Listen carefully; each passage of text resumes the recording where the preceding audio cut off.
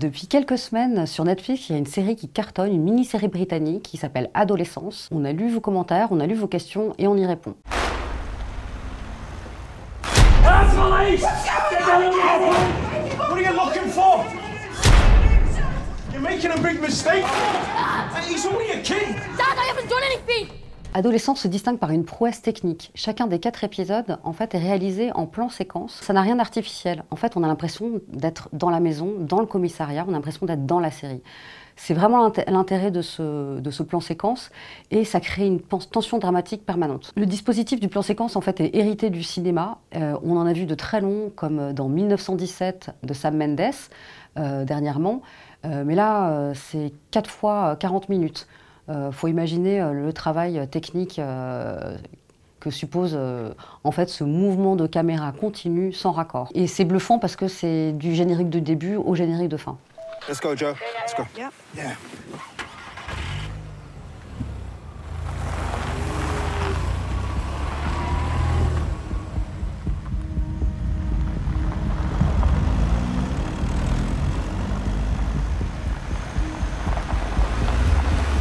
La mise en scène d'Adolescence est magistrale, mais en fait, elle doit énormément, principalement, à ses acteurs principaux, ses protagonistes. Dans le rôle de Jamie Miller, il y a Owen Cooper, le jeune Owen Cooper. Il est bluffant et glaçant et terrifiant parce qu'il a une bouille d'enfant. Il l'a même pas muet, il est complètement imberbe et en fait, c'est lui le visage du mal. C'est très troublant. C'est très troublant. Et puis, dans la peau du père désespéré, terrassé par la douleur et l'incompréhension d'avoir un enfant assassin, l'acteur Stephen Graham est magistral, exceptionnel. Si la série n'émet aucun jugement moral parce qu'elle multiplie les points de vue de chaque protagoniste, que ce soit le suspect, la police et la psy de Jamie, mais aussi sa famille, on peut se poser la question, et si c'était la faute du père ?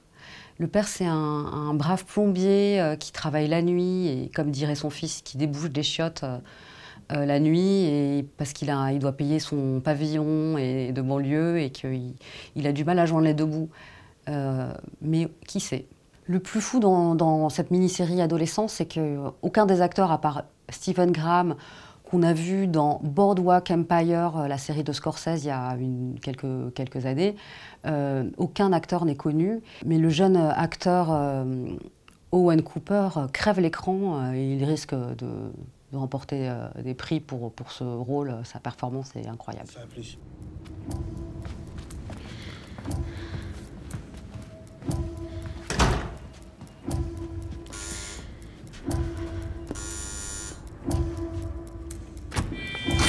Okay, just stand there.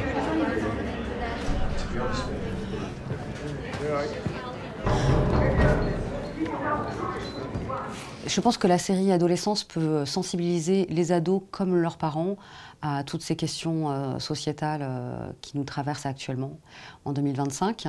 En revanche, vaut mieux accompagner son ado pour le regarder parce que c'est dur. Et comme ça, vous pourrez répondre à ces questions avec lui parce que la série interpelle. Donc il est bien d'accompagner et d'avoir une discussion derrière. C'est vrai qu'Adolescence est une mini-série choquante, glaçante, parfois difficile à regarder, mais à la fois elle s'attaque à des questions terriblement contemporaines.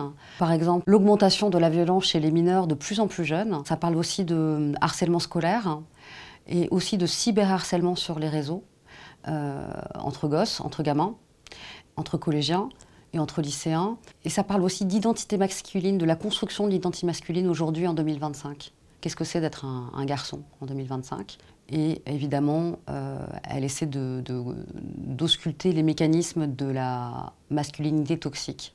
Depuis qu'elle est diffusée sur Netflix, la série cartonne tellement qu'elle buzz sur les réseaux sociaux, tout le monde en parle. Elle plaît à l'unanimité, à part quelques personnes qui la trouvent trop violente ou qui sont gênées par les plans séquences et le dispositif. Et même le Premier ministre britannique en a parlé comme une série exemplaire. Dad, you're not reading what they're doing. It's a call to action by the manosphere. 80% of women are attracted to 20% of men. You must trick them because you'll never get them in a normal way.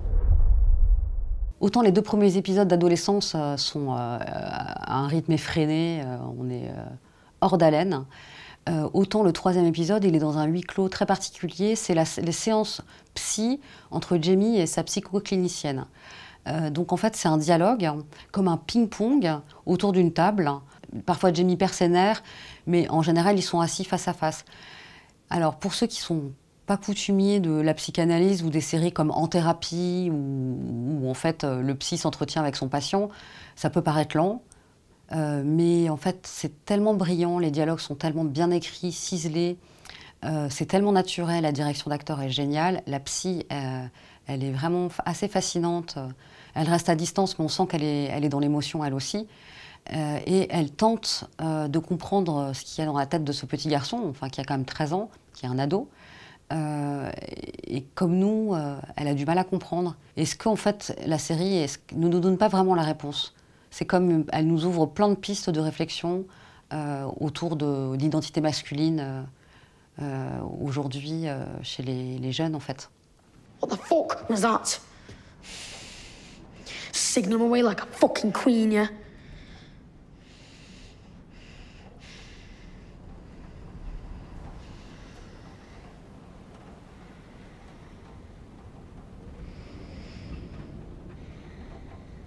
I need you to sit down.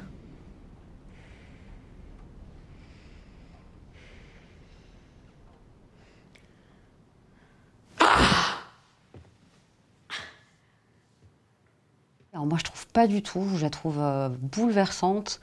En fait, ça se passe dans la maison des Miller et puis et toute la famille en fait se retrouve dans un pétage de plomb collectif. À essayer de comprendre ce qui se passe, et c'est la performance de Stephen Graham dans le rôle du père est hallucinante à cet égard, et donc voilà, c'est assez violent, mais je suis pas d'accord, je pense que c'est plutôt fin comme fin en fait. Peut-être que certains spectateurs auraient voulu connaître les raisons de la violence de Jamie, mais la série n'apporte pas cette réponse, et au contraire nous laisse en suspens.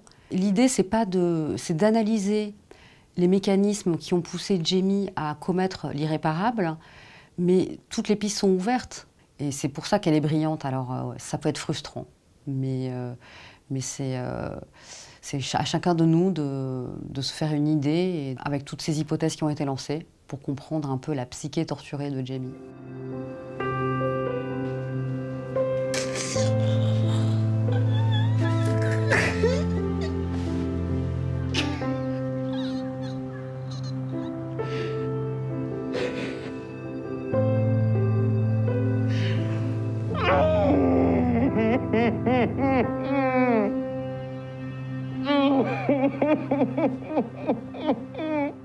En fait, Adolescence, c'est bien plus qu'un thriller, c'est un drame social et familial qui s'inspire et qui est hérité en fait du cinéma britannique de Ken Loach ou de Mike Leigh. Et sa mise en scène, son écriture et sa réalisation prouvent une fois de plus que les séries britanniques sont d'une grande qualité, toujours en avance sur leur temps. C'est sûr que cette série est très marquante et qu'elle risque d'inspirer une nouvelle génération de créateurs fascinés par ce cinéma du réel. He's a good kid. Jamie, I want you to listen carefully. What's going on? I'm going to start off with asking you